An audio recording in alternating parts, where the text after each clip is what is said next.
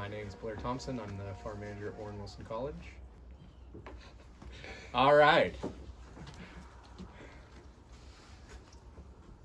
Well, so agriculture in the mountains is largely done.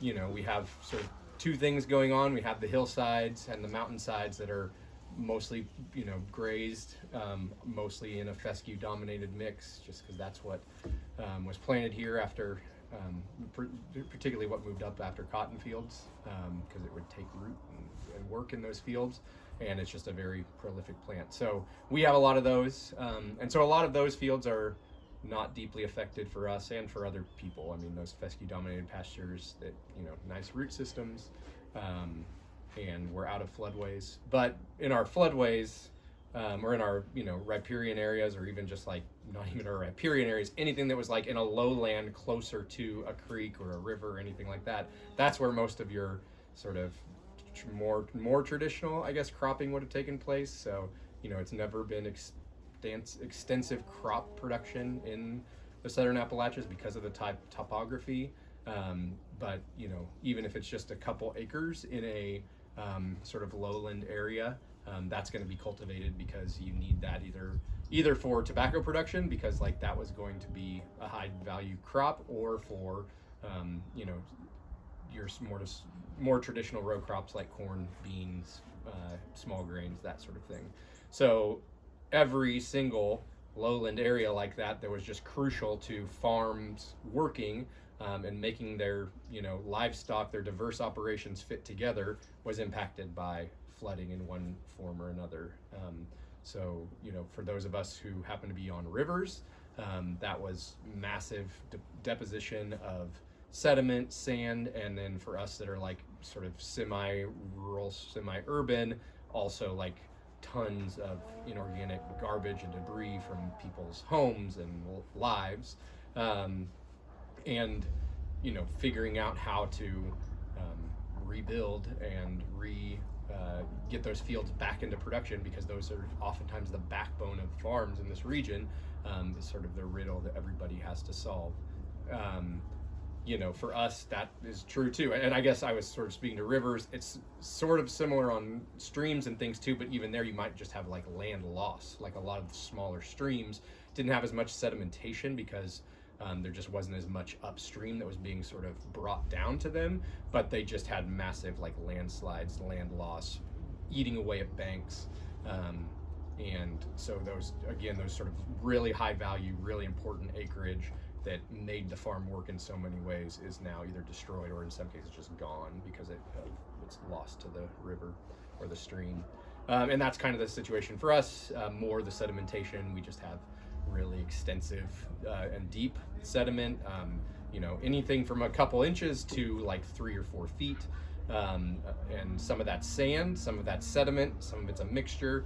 A lot of it is full of trees and branches and like organic matter that is not going to, like, it will maybe eventually break down, but it won't be, and time that it takes to pull all that out, figure out where that goes, and then move enough sediment and sand to start planting again. It's just a Herculean effort for everybody who's having to do it, and we're just one place among so many.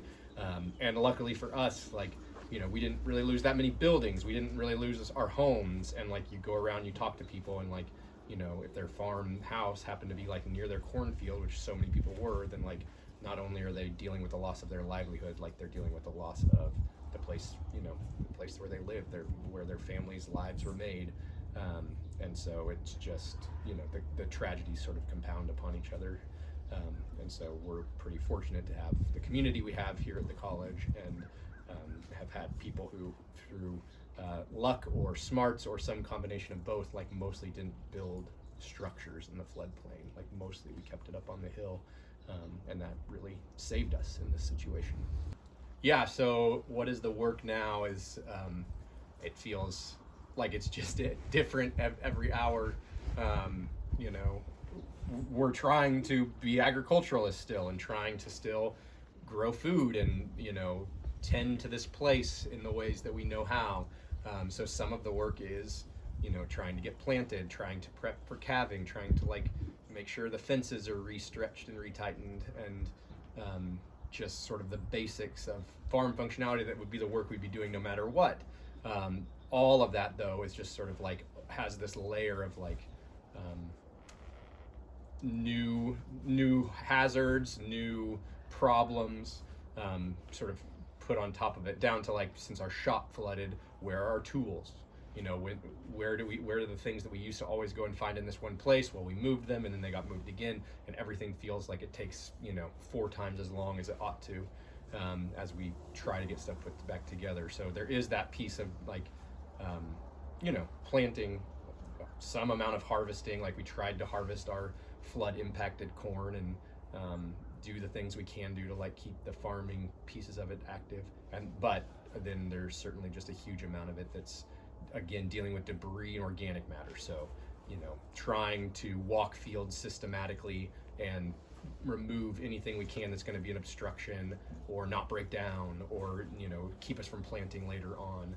Getting to a certain extent, like cleaning out the riparian zones, which were, you know, amazing at what they do, and that they like slowed the river down, spread the river out. You know, the river was a half a mile wide on our property, but they also just served as this like massive filter for everything coming downstream, and so they're just full of trees, branches, refrigerators, cars, oil drums, like anything that was upstream of us is now caught here, and figuring out how to deal with that, get that, you know, disposed of properly, handled properly, was not something that was part of the work previously, and is very much on all of our minds and like part of our days now.